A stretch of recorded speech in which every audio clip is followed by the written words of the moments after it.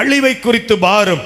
ஜனங்கள் எக்கேடம் கெட்டு போக வேண்டும் என்று இருக்காது. இவர்கள் எவ்விதத்தில் ஆகில் மீட்கப்பட வேண்டும் என்கிற ஒரு ஆவியில ஒரு துக்கத்தோடு கூட ஒரு உற்சாகம் உங்களுக்குள் வந்துவிடும்.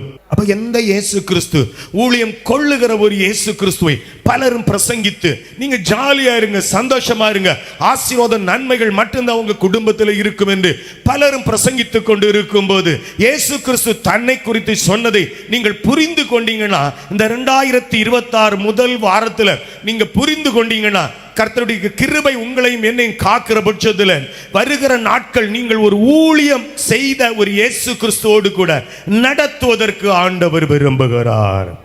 ஹல்லேலூயா.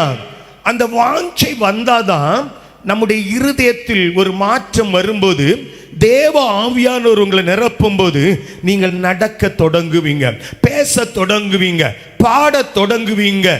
உங்களுடைய தேவைகள் மட்டுமல்லாதபடி நமக்கு முன்பதாக இருக்கிற சிலருடைய தேவைகள் நம்முடைய கண்கள் காணும் போது தூக்கம் வராது, ஆனா தூக்கம் வரும். நமக்கு சமாதானம் இருக்காது, ஆனா சமாதானம் இருக்கும். இவ்விதமாக உங்களை ஆண்டவர் உருமாற்ற விரும்புகிறார்.